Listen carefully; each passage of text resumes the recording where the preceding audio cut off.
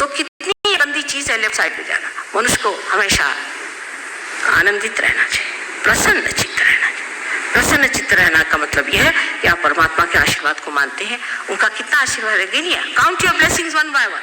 सोचिए कितना परमात्मा ने हमको दिया। अरे भाई खैर है, बैठे हुए हैं, कितना मिला। हम तो वही जोड़ते रहते हैं जो भगवान ने नहीं दिया। हमने कहा था कि हमें लॉटरी में टिकट मिल जाए, नहीं मिला। हमको घोड़े पे रुपया लगाया था, वो नहीं मिला। हम चाहते थे वो आदमी मर जाए, वो नहीं मरा। कोई अच्छी बात भी सोचिए किसी के बारे में, और अच्छी बात सोचिए तो हो भी जाता है। लेकिन आपका कनेक्शन होना चाहिए। पहली चीज है आपका कनेक्शन होना चाहिए। बगैर उस कनेक्शन के, उस संबंध के, उस योग के कुछ नहीं बनता। योग का मतलब ये नहीं कि आप सर के बल खड़े रहिए, हाथ पैर मोड़िए, बिल्कुल नहीं होता। ये तो अष्टांग जो है उसमें से एक बहुत छोटी सी चीज है। हम लोग भी शारीरिक योग करवाते हैं, लेकिन तब जबकि कुंडलिनी चल पड़ती है। जैसे कि अब हम आ रहे हैं आपके इस प्रोग्राम में और रास्ते में कहीं ट्रैफिक है तो फिर देखना पड़ता है कि यहाँ ट्रैफिक है तो कैसे उससे बच के जाए। इसी प्रकार जब कुंडलिनी चल पड़ती है, जब कुंडलिनी उठती है, तब पता चलता है कि कौन से चक्र में वो गति नहीं कर रही। फिर वहाँ का मंत्र कहना पड़ता है, या वहाँ के लिए अगर कोई फिजिकल प्रॉब्लम हो तो कोई एक्सरसाइज करना पड़ती है। जैसे कोई अगर बहुत उद्दाम आदमी हो या राइट साइडेड आदमी हो, उसको पीछे का बिल्कुल भी एक्सरसाइज नहीं करना चाहिए। जो आदमी बहुत नतमस्तक रहता है, सबके सामने हाथ झुकाए रहता है, उसको सामने का नहीं करना चाहिए। ऐसे अनेक इसके नियम और शास्त्रबद्ध है। इसी तरह से मंत्र के भी नियम है कि कौन सी जगह कुंडलिनी रुकी, उस तरह से आप मंत्र लें। हम अभी देखते हैं, जिसको भी पूछते हैं हम दीक्षित है, क्या मंत्र दिया? शिव जी का, और हाथ ही पकड़ा जहाँ शिव जी बैठे हो। क्योंकि मंत्र की भी विद्या एक बड़ा भारी साइंस है। यह नहीं कि कोई सा भी मंत्र दे दिया। जिस वक्त आपकी कुंडलिनी जागरूक होती है, किस जगह रुकी, वही मंत्र कहना चाहिए। और अब तो कुंडलिनी ऐसे छूटती है जैसे कि कोई सब लोग कहते हैं कि अब तो माँ की जेठ कुंडलिनी है। मैंने कहा जेठ युग में जेठी कुंडलिनी होनी चाहिए। इस तरह से छूटती है कि वो मंत्र आपने कहा नहीं, फिर ऊपर चली गई, फिर ऊपर चली गई। तो आपको जानकारी होनी चाहिए कि कहाँ कुंडलिनी चल रही, कहाँ रुकती। अगर बार बार वहाँ रुकती तो वही मंत्र कहना चाहिए जहाँ वो रुकी हुई। इस तरह से आपको जागरूक करना चाहिए। अंधाधुंध लोग हम आपको मंत्र देंगे। मंत्र के लिए आपको गुरु का के लिए चाहिए। उन्होंने हमें दीक्षित किया, उन्होंने हमको मंत्र दिया। आज एक देवी जी आई और उनकी कुंडलिनी उठने गई। मैंने कहा आपके गुरु हाँ? कहला बड़े सत्पुरुष। मैंने कहा अच्छा, क्या सत्पुरुषी की दी? पहले उन्होंने मुझे बताया कि आपके जो माने दैवत है उनको मानते रहे। मैंने कहा उसके लिए गुरु की क्या जरूरत है? आप तो वैसे ही जो दैवत घर के उनको मानते ही होंगे। माने एकदम बुद्धि को गिरवे रख करके, जैसे बुद्धि है ही नहीं, हम लोग इस्तेमाल करते हैं बातों को और उनके कही हुई बातों को। और जब हम बुद्धि को इस्तेमाल करते हैं तब परमात्मा को भूल जाते हैं। दोनों में से वो दोनों भी दशा ठीक नहीं। बीच की दशा है जहाँ मनुष्य सात्विक हो जाता है, और सात्विक में मनुष्य जो है संतुलन में रहता है। आप परमात्मा को माने चाहे नहीं माने, वो है। उनकी सिद्धता करने के लिए ही हम आए हैं आपके पास। उनकी सिद्धता होनी चाहिए, पर वो सिद्धता आपकी इस दशा में नहीं होगी। अभी आप मनुष्य दिशा में है, इसमें आपको सिद्ध नहीं कर सकते। आपको आत्मा में होना पड़े। जो बड़े बड़े संत साधुओं ने कह दिया कि आत्मा को पाए, अपने अंदर के स्वधर्म को जाने। वो स्व, उसको जानना है। उस स्व को जाने बगैर हम आपसे कह नहीं सकते कि ये क्या चीज़ है। आपको पहले जागरूक होना चाहिए, इसको प्राप्त करना चाहिए। तब आपके अंदर वो आयाम, एक नया डायमेंशन आ जाता है, जिसकी वजह से आप उसको महसूस कर सकते हैं, उसकी प्रचिति हो सकती है। अगर हम कहें कि ये जो फूल यहाँ खिले हुए हैं, ये फूल जिसने बनाए वो ऋतंबरा प्रज्ञा है, वो परमात्मा की प्रेम की शक्ति उसने बनाए, तो आप तो मानेंगे नहीं कि कैसे माँ कहते। पर क्या आपने कभी सोचा है कि इतने फूल कैसे बने? हम तो एक फूल नहीं बना सकते, हम तो एक फूल से एक फल नहीं बना सकते। बस ऐसी मरी हुई काम करते हैं, पत्थर से कुछ बना दिया, सोचते बहुत काम करें। एक जीवंत कार्य हम नहीं कर सकते, और जो लाखों ऐसे कार्य करता है वो कोई शक्ति से ही होती होगी। उस ऋतंबरा प्रज्ञा को, उसी जिसे कहते हैं all pervading power of God, जो परमात्मा की प्रेम शक्ति है, उसको पहली मर्तबा आप महसूस करते हैं। जिसे क्या आदि शंकराचार्य ने कहा था, सलीलम सलीलम। इस शक्ति को प्राप्त करना चाहिए, और उसमें आप पैसा नहीं दे सकते। उसके लिए आप कोई से भी मेहनत नहीं कर सकते। मेहनत की चीज़ नहीं, ये अंदर आपके है, ये अंतर योग है, ये अपने आप घटित होता है। लेकिन योग का दूसरा अर्थ होता है कौशलम, माने डेफ्टनेस। इसके बाद उसका टेक्निक सीखना होता है कि हम क्या, ये सबको करना होगा। जो नहीं करेंगे वो काम से जाएंगे। बड़ी कठिन समस्या है इस वक्त। लोग इस चीज़ को समझते नहीं कि आज उस कगार पे हम खड़े हैं कि अगर हम ऊंचे उठे नहीं तो गए नहीं।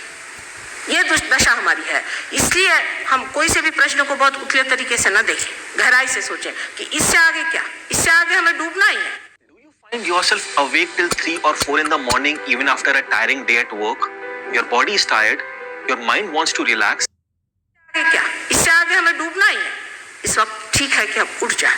इस चीज से उठने का मतलब है कि अपने आत्मा को प्राप्त करें, और क्योंकि ये इतनी बड़ी इस वक्त समस्या है, इमरजेंसी है, और इसीलिए ये कार्य आज इतने बड़े पैमाने में हो रहा है। मैंने कुंडलिनी के बारे में थोड़ा सा आपसे बताया कि क्या क्या बीमारियां होती हैं, इसकी अनेक बीमारियां और भी हैं जो आपको हो सकती हैं। वैसे आपको मानसिक बीमारियां हो, लेफ्ट साइडेड लोगों को होती है, वो भी सहयोग से ठीक हो सकती है, पर पहले अपने कुंडलिनी का जागरण होना चाहिए। जिनके कुंडलिनी का जागरण नहीं होता उसमें ये कार्य नहीं निष्पन्न होता है। जिनका हो जाता है वो एक क्षण भर में ठीक हो सकते हैं। हमारे जो संजीव रेड्डी साहब जो कि अमेरिका से आए थे, उनकी हालत बहुत ख़राब थी। उनका ऑपरेशन एकदम ख़राब गया था और बिल्कुल सो नहीं पा रहे थे, बहुत परेशान थे, और लोगों ने सोचा कि इनकी अब ख़त्म हो जाए। नसीब से उस वक्त मैं एयरपोर्ट पे मेरे हस्बैंड के साथ गई थी और वो उनको बहुत अच्छे से जानते थे, तो हम लोग ऊपर गए तो वहाँ के जो हाई कमिश्नर साहब थे, नेहरू साहब, उन्होंने कहा, बीके नेहरू, उन्होंने कहा कि ये तो माता जी निर्मला देवी। तो उन्होंने मेरा नाम सुन रखा था उनकी वाइफ ने, तो उनका माँ मेरे पति को ठीक कर दीजिए। आपको आश्चर्य होगा कि 10 मिनट के अंदर एकदम उनकी कुंडलिनी जागृत होकर पार हो गए और कहने लगे मैं तो इतना रिलैक्स्ड हो गया, और सो गए। और दूसरे दिन वो एम्बुलेंस लेके लोग पहुंचे हुए थे। वो अपने कहने लगे, जब मैं उतरने लगा खुद अपने मुंह से कहा, तो लोगों ने सोचा कि मेरा भूत उतर रहा है कि मैं उतर रहा हूँ। एकदम नीचे उतर के आ गए, और उसके बाद उनकी वाइफ ने मुझे दिखाया कि उनकी पीठ के जो काटा हुआ था वो तक ठीक हो गया। आप उनको चिट्ठी लिख करके पहुंच सकते हैं, लेकिन इसका फिर मतलब नहीं कि आप सारे कैंसर पेशेंट मेरे पास आए। पहले आप लोग सब डॉक्टर हो जाइए और आप ट्रीटमेंट करिए। वो तो इत्तेफाक की बात थी कि मैं वहाँ पहुँच गई, और वो कोई विशेष होंगे जो इतने जल्दी उन पर असर कर दे, इतने जल्दी पा लिया। खासकर जब इमरजेंसी आती तब मनुष्य की सारी चेतना इतनी ज़्यादा तीक्ष्ण हो जाती, इतनी शार्प हो जाती कि वो जल्दी से पा लेता है। और यही वजह थी कि श्री कृष्ण ने भी उनका जो कुछ भाषण था युद्ध के स्थान पर दिया कि युद्ध में उसकी तीक्ष्ण जो स्थिति रहेगी उसमें उसे वो पकड़ पाएगा। इसके बारे में इतना भी कहा जाए वो कम है, और समझाया जाए वो कम है। सिर्फ पहले जैसे मैंने कहा था कि अगर बत्ती जलानी हो तो आप स्विच दबा दीजिए और बत्ती जल जाती है, उसी प्रकार आप इसे पहले प्राप्त करें। फिर उसके बाद आप जान सकते हैं कि ये कैसे हुआ, इसकी हिस्ट्री क्या है, ये कहाँ से आई, ये चीज़ क्या है, और इसके अनेक विध रूप क्या हैं, और आप किस तरह से इसके मास्टर हो सकते हैं। सिर्फ इसकी एक व्यवस्था समझने के लिए मैं आपको बताती हूँ कि हमारी मोटर में जिस तरह से एक्सेलरेटर और ब्रेक होता है, उसी प्रकार हमारे अंदर पिंगला नाड़ी और ईड़ा नाड़ी, इस तरह की 2 शक्तियाँ होती हैं। इसके अलावा तीसरी शक्ति जो होती है उससे, जैसे कि आप ड्राइवर हैं तो आप गाड़ी चला रहे हैं, पहले आपको संतुलन करना पड़ता है, आपको जाना पड़ता है कहाँ ब्रेक लगाएं और कहाँ पर हम इसको एक्सेलरेटर चलाएं। इसका पहले हमें संतुलन जीतना पड़ता है। जब आप उसे जीत लेते हैं तो आप ड्राइवर हो जाते हैं, माने आप सात्विक हो गए, आप सेंटर में आ गए। लेकिन अब भी आपका मास्टर पीछे बैठा हुआ। जिस वक्त आप आत्म साक्षात्कार को प्राप्त करके उसको पूरी तरह से आत्मसात कर लेते हैं, तब आप मास्टर हो जाते हैं, और आपके अंदर का ड्राइवर, एक्सेलरेटर और ब्रेक तीनों को आप देखते हैं और चलाते हैं, और आप पे कोई आंच नहीं आती। आप साक्षी स्वरूप होकर के सब देखते हैं। एक छोटे से एक मिसाल के तौर पे मैंने आपको समझाने की कोशिश की है, आशा आप समझ लेंगे। धन्यवाद।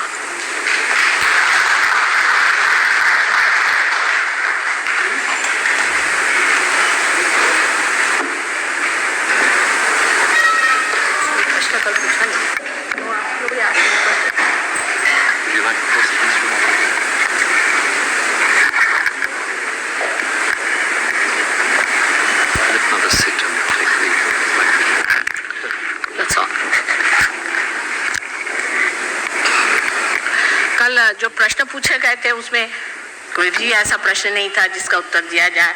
जिस प्रकार एक ने कहा कि माँ मुझे अपना बेटा समझ लीजिए, तो उसको समझ ही लिया है, लेकिन आपको मुझे माँ समझना पड़ेगा, और वो ज़रा कठिन काम है, क्योंकि ये जो माँ है ये आपको कुछ बना के छोड़ेगी, ऐसे नहीं छोड़ने वाली। आपको कुछ ना कुछ बनना पड़ता है। इसीलिए आप लोग पैर छूने के लिए कहते हैं। मैं कहती कहाँ पैर छू रहे मेरी, कोई उससे मुझे क्या लाभ होने वाला है, और आपको भी क्या लाभ होने वाला है। जब तक आप पूरी तरह से जागरूक नहीं हो जाते, आप में संतुलन नहीं आ जाता, जब तरह से आप पूरी से प्राप्त नहीं कर लेते, तो फिर क्या फायदा है। तो यह माँ ज़रा कठिन माँ है, और अपने प्यार से ही मैं चाहूँगी, उस प्यार की अतिशयता से मैं कहती हूँ कि ये पाना आपके लिए बिल्कुल लाजमी है, ज़रूरी है, क्योंकि ये आपका अपना है, अपना धन है। मेरे पास तो कुछ है भी नहीं इसमें से, सिर्फ आपकी कुंजी क्या है सो ही बता रही हूँ, और उस कुंजी को घुमाते ही आप अपना धन स्वयं पा लीजिए। मुझे क्या पाने का है इसमें। कल के कुछ लोग मायूस हो गए, दुखी हो गए कि मैंने कहा पैर नहीं छुओ। इसमें ये बात नहीं कि आप किसी तरह से गलत है या कोई चीज़ है, मैं तो आपको सब हृदय से चाहती हूँ, लेकिन बात यह है कि पैर छूना एक प्रथा बड़ी गलत प्रथा है, इतनी गलत प्रथा है। ठीक है, हम अपने बड़ोजनों का, गुरुजनों का पैर छूते हैं घर में, ठीक बात है, लेकिन आए जाए सबका पैर छूने की जो बीमारी लगे लोगों को, ये बड़ी गलत है, और मैं इसके बड़े विरोध में हूँ, क्योंकि उसके दोष मैंने देखे लोगों में बहुत काम करते हैं। इसलिए जब तक आप पूरी तरह से सहयोग में पूरी तरह से निष्पन्न न हो जाए और एक योगी जन न हो जाए, तब तक किस लिए मेरे पैर छूते हैं, ऐसा मैंने कहा था, जिसके लिए आप मुझे क्षमा कर दें। कैसे बहुत होशियार हो तू, होता तो है, लेकिन बगैर छुए ही अगर जागरूक हो जाए तो क्या जरूरत है ना, उसके बगैर ही हो जाए तो ज्यादा अच्छा, और वैसे ही करेंगे। कोशिश तो यही है कि उसके बगैर ही जागरूक कर देंगे, ठीक है ना, तो फिर पैर छूने का झमेला न रहे, बाद में देखा जाएगा। एमएसएमई का ना सबसे बड़ा प्रॉब्लम है फंडिंग, और उनको ले दे के ना मुल्ला की दौड़ मस्जिद तक, उनको खाली और खाली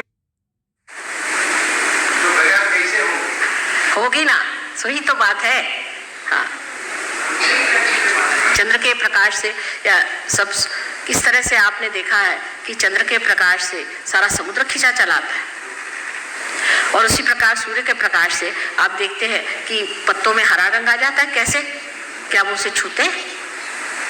कुछ तो किरण होते ही होंगे जो कार्य करते हैं, कुछ ऐसी बात होगी जिससे हो जाएगा। कल बहुतों की जागरूक हुई है, यहाँ पर बहुत से लोग ऐसे बैठे हैं जिनकी कल जागरूक हुई थी, और आपकी भी हो जाएगी, उसमें थोड़ी सी मेरी मदद करें।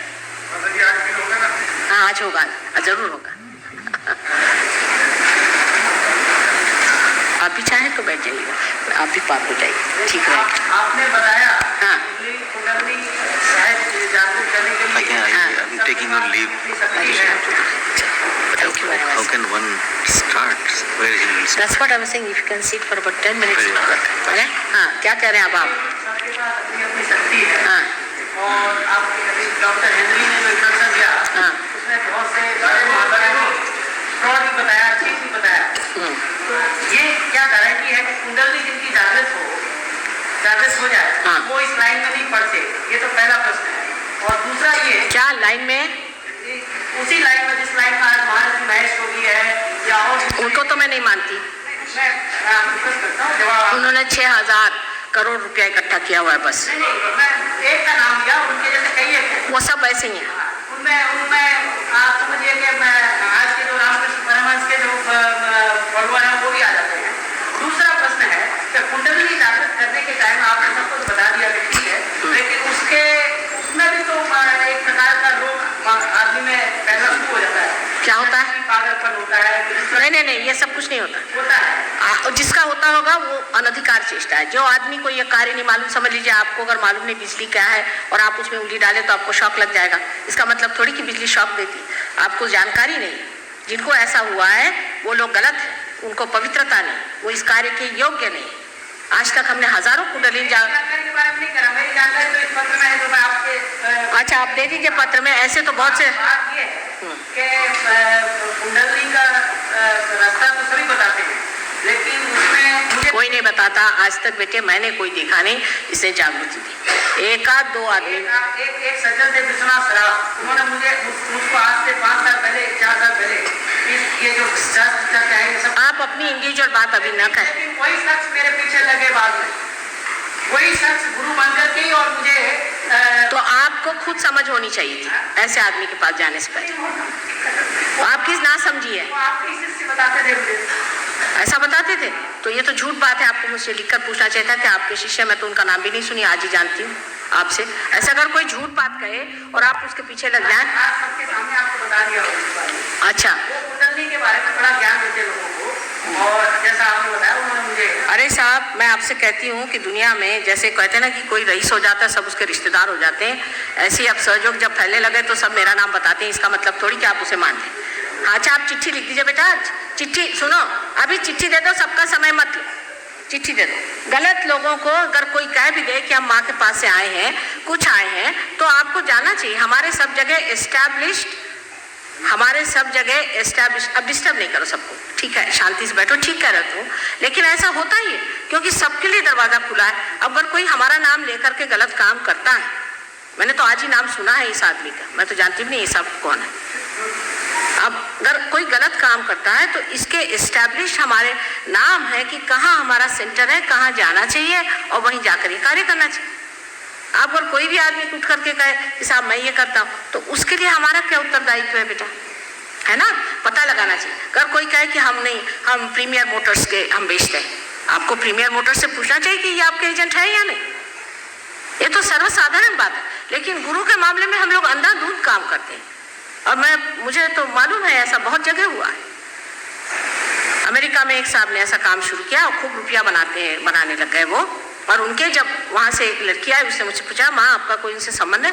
मैंने कहा कि नहीं, वो एक बार आए थे प्रोग्राम में, बातचीत हुई, हो गया खत्म। और उन्होंने बड़ा बड़ी ऑर्गेनाइजेशन अपना बना के रखा है लॉस एंजलिस में।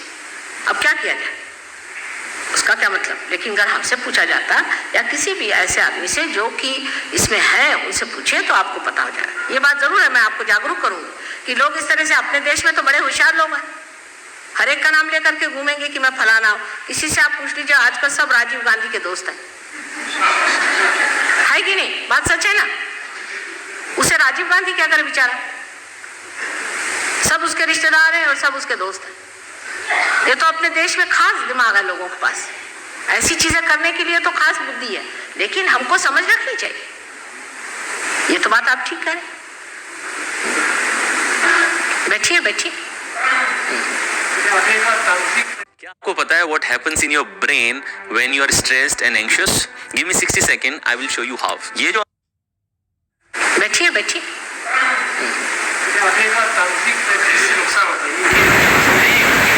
तांत्रिक से नुकसान इसलिए होता है कि जो तंत्र विद्या है, ये असल में तंत्र तो हम जानते हैं, आप भी जानिएगा, लेकिन जो तंत्र विद्या है ये उसके विरोध में है, माने आपको कलेक्टिव सबकॉन्शियस में खींच ले जाते हैं। उन्होंने जो ओवर पावर किए हुए हैं अपने अंदर चीजें, उससे वो आपको कलेक्टिव सबकॉन्शियस में ले जाते हैं। और कलेक्टिव सबकॉन्शियस में जाने से कैंसर ही नहीं, अनेक बीमारियां, सारी दुनिया भर के मेंटल ट्रबल्स, ये सब आते हैं। उनको तो 7 जन्म तक, उनके 7 पुश्त तक उनको तकलीफ रहेगी, लेकिन आपको भी तकलीफ होगी और आप किसी को कराएंगे तो आपको बहुत ज्यादा तकलीफ होगी। और हो सकता है यहाँ यही तो तांत्रिकों की खराबी है कि वो बैठे बिठाए दूसरों पे करा सकते। गुरु तो कम से कम ये है कि उसके पास जाओ तो होता है, लेकिन जो तांत्रिक लोग होते हैं तो बैठे बिठाए, उनमें तो वो सीख लेते हैं करना धंधा। यही तो सबसे बड़ा डेंजर है आपके बंगाल में। आपको याद नहीं, जब मैं पहली मर्तबा आई थी, मेरे प्रोग्राम में 3 आदमी आए थे और बाकी सब वहाँ एक तांत्रिक हाथ में एक बड़ा हंटर लेकर के पता नहीं क्या कर रहा था। वहाँ के चारों तरफ के लोग सारे मारवाड़ी और सारे बंगाली वहाँ लगे हुए थे, सबकी मोटरें वहीं खड़ी हुई थी।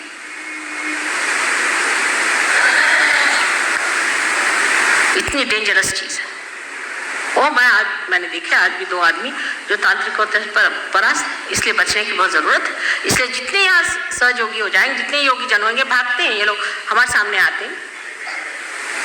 दिल्ली में ऐसे बहुत से तांत्रिक हैं, उन्होंने बताया कि हम कौन है क्या है, और हमारे नाम से भाग गए दिल्ली छोड़ करके। है ये तो बात सही। हमारे यहाँ चोरों की कमी नहीं, लेकिन चोर सीधा साधा नहीं है, आपके माइंड पे असर करने वाला चोर है, समझ लीजिए। जिन्होंने नाम लिया है सारे ऐसे, और इसीलिए रुपया निकालते हैं। नहीं तो आप क्यों किसी को इतना रुपया जेवर सब उठा के दें, समझने की बात है ना। किसी भी गुरु को आप रुपया पैसा क्यों देते हैं, कुछ ना कुछ उसके आपके ऊपर छाप पड़ गई, और फिर छूटते नहीं, कुछ भी कर छूटते नहीं।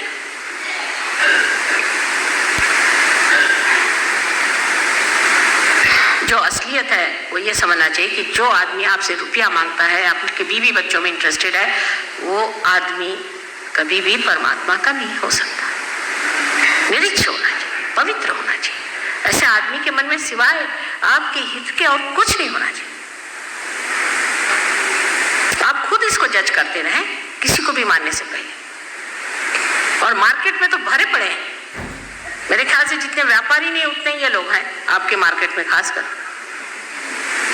बंगाल में बहुत बड़ा डेंजर है, मुझे बहुत घबराहट होती है जब, इसीलिए आपका डिटोरिएशन हो गया सारा बंगाल। आज 20 साल में कहाँ से कहाँ। आप सोचिए कि कलकत्ता 20 साल पहले क्या चीज थी और आज क्या। आप ही बताइए, खुद ही सोचिए, मैं 20 साल पहले यहाँ आई थी। ये इन्हीं की वजह से, उनको सबको मार भगाइए यहाँ से, तब आप कल्याण करेंगे। जितने यहाँ के बुद्धिमान लोग हैं सबको चाहिए कि सारे तांत्रिकों को यहाँ से उठा के भगवा दें, तब ठीक होगा। सबसे डेंजरस कौम ये है।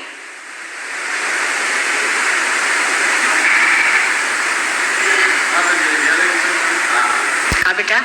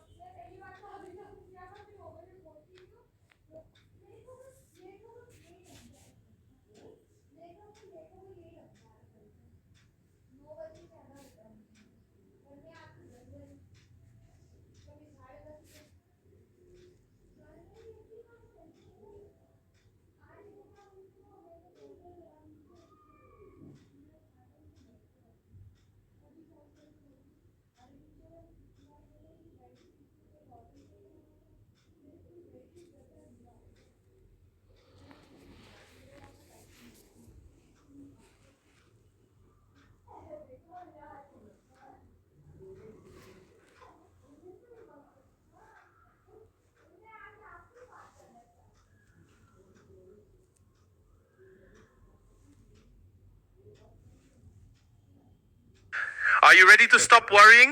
Forget everything you've been told about hard work. We have the technology to make 21,000. सत्य को खोजने वाले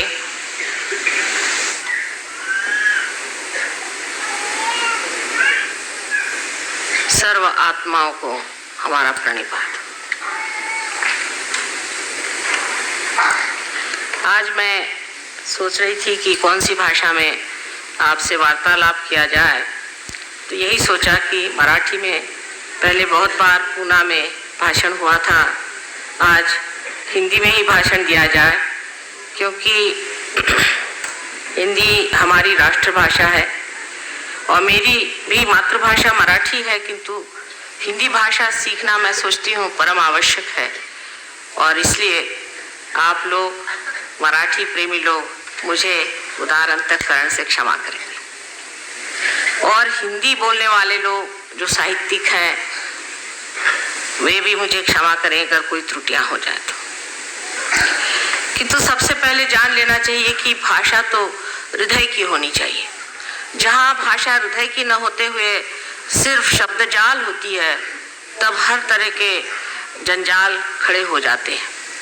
इसलिए कोई सी भी भाषा जो हृदय से निकलती है वही मार्मिक होती है, उसी का असर भी होता है। हम लोग सत्य को खोज रहे हैं अनेक वर्षों से, आज ही की ये बात नहीं है। अनेक वर्षों से हम सत्य को खोज रहे हैं और उसकी खोज होते होते काफ़ी लोग भटक भी गए हैं। उसका कारण हमें समझ लेना चाहिए, क्योंकि आज की जो स्थिति है, आज का जो माहौल है, वातावरण है, उस वातावरण में ये समझ में नहीं आता है कि सब लोग परमात्मा की बात करते हैं, धर्म की बात करते हैं, और उस पर इतना झगड़ा, इतनी आफत और इतना तमाशा क्यों खड़ा करते हैं। यह प्रश्न ज़रूर हमारे जो तरुण पीढ़ी के लोग हैं उनके सामने आता है, और वो लोग ये पूछते हैं बार बार कि माँ इसका क्या मतलब है। के बाद और कोई ज्ञान की बात लिख दी जिसे पढ़ पढ़ के लोग बेकार हो गए। लेकिन अब जो बात है वो करने की, दिखाने की, बतलाने की नहीं रही, और वही बात सोच करके मैंने इस पर बहुत जानने की कोशिश की है है शुद्ध इच्छा, माने बाकी जितनी भी इच्छाएं हैं अशुद्ध हैं, क्योंकि अगर वो अशुद्ध नहीं होती तो एक चीज मिलने पर दूसरी चीज मिलने की इच्छा न होती। हमारे जो इकोनॉमिक्स के लॉज हैं, अर्थशास्त्र के जो लॉज हैं, उसके अनुसार कोई सी भी जरूरतें सर्वसाधारण तरह से पूरी नहीं होती, क्षमित नहीं होती है। माने ये कि in general they can not be satisfied in general. इसका मतलब यह है कि आपको एक चीज मिल जाएगी इन पर्टिकुलर, लेकिन अगर वो चीज मिलने के बाद आप चाहेंगे कि दूसरी चीज मिले, फिर तीसरी चीज मिले। इसकी वजह यह है कि आपके अंदर शुद्ध इच्छा नहीं है। जिस इच्छा की आप बहुत कोशिश करते हैं कि पूरी हो जाए, वो इच्छा शुद्ध नहीं है, वो अशुद्ध इच्छा। तो शुद्ध इच्छा की जो शक्ति है वो ये कुंडलिनी है, जिसने सारा अपना ये पिंड बनाया और उसके बाद वैसी की वैसी बैठी हुई, क्योंकि वो अभी तक जागृति नहीं हुई हमारे अंदर, उसका अभी पूरी तरह से प्रादुर्भाव नहीं हुआ, उसका मैनिफेस्टेशन नहीं हुआ कि वो अपना असर दिखा। यही शुद्ध इच्छा हमारे त्रिकोणाकार अस्थि में बैठी हुई, जिसे हम लोग और हमारे हिसाब से उनमें कुछ सुप्रा कॉन्शियस तकलीफें थी, वो साहब बाइबल में आके बैठ गए। जिस वक्त मैंने पहले बाइबल उठा, मैंने कहा ये महाशय है कौन? मैं पहले अपनी आंख खोलनी चाहिए, और वो आंख सिर्फ आत्मा के ही दृष्टि से जाना जाता है। गीता में भी कहा आत्मने तुष्टः, आत्मा आत्मा से ही तुष्ट होता है। तीसरी पकड़ और भी उससे बेकार है, बहुत ही बेकार है, जिसमें कि मनुष्य अपने भावना से किसी को चिपक जाता है। अब भावना उनको है जिसे हम कभी कभी श्रद्धा समझते हैं, पर ये श्रद्धा नहीं, ये अंधभक्ति है। अंधभक्ति से लोग चलते हैं। अंधभक्ति माने ऐसी कि जिस वक्त में ईसा मसीह आए तो लोगों ने कहा कि हम तो भाई मोजेस को मानते हैं, क्योंकि मोजेस तो मर गए थे, अब हम मोजेस के, हम तो ईसा मसीह को मानते नहीं। जैसे कि जू लोग थे, उन्होंने कहा कि हम ईसा मसीह को नहीं मानते, हम तो सिर्फ मोजेस को मानते। अब उस वक्त मोजेस तो वहां थे नहीं, और हट करके उसी के प्रकाश में मनुष्य देखता है कि दूसरा भी कितना सुंदर है, और फिर वो ये भी देखने लग जाता है सामूहिक चेतना में कि जो दूसरा है वो है कौन, दूसरा है कौन। जब आप उसी विराट के अंग प्रत्यंग है तो दूसरा कौन? दूसरे पे उपकार कौन सा हो रहा है? सब अपने ही है, हमारा ही हाथ और हमारे ही पैर, हमारी ही आंख है। लेकिन हम लोग तो जो इंतजामात करे हैं कि एक हाथ से आंख को फोड़ दीजिए, एक हाथ से नाक को काट दीजिए, एक हाथ से कान काट दीजिए, और उसके बाद कहिए, एक कान को पकड़ के कहिए कि साहब हम धार्मिक हैं, वो कहे नाक को पकड़ के हम धार्मिक। उन्होंने कुंडलिनी का उल्लेख नहीं किया क्योंकि समय नहीं था कुंडलिनी की बात करने की, लेकिन उन्होंने साफ कर दिया कि योगक्षेम वहाम्यम, पहले योग करो फिर क्षेम करेंगे। ऐसी संस्था अपने देश में अनादिकाल से है जो योग प्रदान करती रही। यहाँ पर महाराष्ट्र में नाथ संप्रदाय जो था उसने योग की संपदा लोगों को दी, लेकिन एक दो आदमी उस वक्त में पार होते थे, एक ही दो। आपको मालूम है राजा जनक के टाइम में एक ही नचिकेता को उन्होंने पार किया था, वो भी बहुत परीक्षा के बाद। और यहाँ भी कुछ गुरु ऐसे अब भी हैं जो कि ये कार्य कर सकते हैं, पर एक ही दो को इसलिए करते थे क्योंकि तब हमारा जो वृक्ष था, धर्म का वृक्ष था, उसकी शुरुआत थी। उस वक्त एक ही दो उसमें फूल लगते, लेकिन जहां जहां ऐसे खत्म कर दे, ऐसा हमने क्यों बना? आखिर क्या बात है कि हमारे अंदर वो भी शक्ति बैठी हुई जो जड़ है, जिससे आज हम आत्मा होने चाहते हैं, और जड़ शक्ति जो है वो फिर इसको जड़ बनाना चाहती है। और जड़ की तरफ जाना बहुत आसान है, ऊपर उठना कठिन है, लेकिन कूदना नीचे बहुत आसान है। इसलिए मनुष्य जड़ की ओर बहुत जल्दी जाता है, और जड़ता की ओर जाने से कैसे आप उठ सकते हैं? पर ये हमारी भारतीय संस्कृति ही ऐसी संसार में है जो कि आपको ऊपर की ओर उठाती है, हर चीज में ऊपर की ओर उठाती, और ऊपर की ओर उठना ही आपका लक्ष्य है। बाकी सारी जिंदगी जो है वो शून्य है, पॉइंटलेस, उसमें कोई अर्थ नहीं है। जो जिंदगी आपको ऊपर की ओर उठाए, ऊंचे ऊंचे तरीके से, ऊंचे ऊंचे विचारों में उठाए, वही आपके लिए असल जिंदगी है, और बाकी की सारी नकल है जिसे हमें छोड़ देना चाहिए। सारे संत साधुओं ने बड़ा कार्य कर दिया, लेकिन जब मेरा जन्म हुआ तो मैंने देखा कि ये लोग तो संत साधुओं के पीछे भी हाथ धो के पड़े हुए हैं। जैसे आजकल एक नई बात बुद्धिवादियों निकाली है कि शंकराचार्य ने सौंदर्य लहरी लिखा ही नहीं। फिर कम्युनिस्ट लोग तो ये कहते हैं कि शंकराचार्य खोकस पोकस थे। सबके पीछे हाथ धोकर लोग पड़े रहे जिंदगी में, अब मरने के बाद भी उनके पीछे हाथ धोकर पड़े, क्योंकि वजह यह है कि ये लोग अपने अहंकार से अभी छूटे नहीं। इसीलिए वो अहंकार में चिपकी हुई इनकी इच्छा अभी भी उनको तंग कर रही है। उस अहंकार से अपने को छुड़ाना चाहिए, और जब आदमी उस अहंकार को छोड़ के खड़ा हो जाएगा तब देखेगा कि उसका इसी में क्षेम है, उसका इसी में भला है, इसी में उसका उत्थान है, और यही उसको पाने का है। बाकी सब चीजें जो है व्यर्थ की, उसमें क्यों झगड़ते रहे, क्यों लड़ते रहे, क्यों बात करते रहे। बाद में जब उसको समझ में आता है, हो भगवान कितना समय मैंने बर्बाद कर दिया, बेकार चीज। आप सबको ये लाभ हो, आत्मा का लाभ हो, आप आत्मा को प्राप्त हो, यही मेरी शुद्ध इच्छा है। और परमात्मा की कृपा से ये जब घटित हो तो ये जानना चाहिए कि एक अंकुर मात्र आपके अंदर ही जागृति हुई है। यह अंकुर मात्र जागृति को आपको चाहे तो आप नष्ट भी कर सकते हैं, और चाहे तो इसका एक वृक्ष भी बना सकते हैं। लेकिन नम्रता होनी चाहिए, अपनी जिद छोड़ करके नम्रता में इसे आप बढ़ाएं और समझें कि ये किस तरह से होना चाहिए। कुछ लोग तो इतने मुकाम छोड़ के कहाँ से कहाँ उनकी मंजिलें तय करते हुए कहाँ तक पहुँच गए, और कुछ लोग अभी भी वहीं पे बैठे हुए हैं।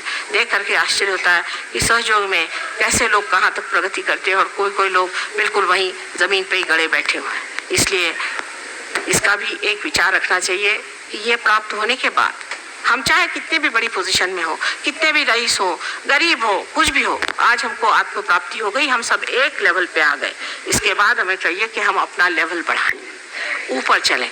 पैसे जिनके पास है या जिनके पास पोजीशन है या जो गरीब है, सबका एक जैसा ही हाल है, कोई खास फर्क तो मुझे दिखाई नहीं देता। बस बेहतर ये है कि आप इस सतह पर आ जाएं और आत्मा को प्राप्त करें। उसके बगैर आपके देश की गरीबी भी नहीं जा सकती, और ये ब्लैक मार्केट नहीं जा सकता। इसके सिवाय यहाँ के जो कुछ एडमिनिस्ट्रेशन की खराबियाँ वो नहीं जा सकती, और जितनी अराजकता है, जो खराबियाँ हैं, सब कुछ इसी से मिट सकती हैं। और कोई तरीका नहीं है कि मनुष्य का उत्थान करना चाहिए। आखिर मनुष्य ही तो सब कर रहा है। अगर मनुष्य ठीक हो जाए, उसकी आत्मा जागृत हो जाए और इस परमात्मा की प्रेम को वो जान जाए, तब फिर आप देखिए कि कितना फर्क आ जाएगा, कितना सारे देश में इसका फर्क आ जाएगा। लेकिन यहाँ एक ही रोना है कि कितने लोग ये चाहते हैं। वो लोग तो सोचते हैं कि अभी थोड़ी जिंदगी है, बना लो, जो कुछ करना है कर लो। जिंदगी बहुत लंबी है, ये अमर जिंदगी को पाइए। 2 क्षण की जिंदगी में रहने से कोई भी फर्क नहीं पड़ने वाला। इसलिए सभी लोगों को मैं बहुत विनती करके कहती हूँ, मैं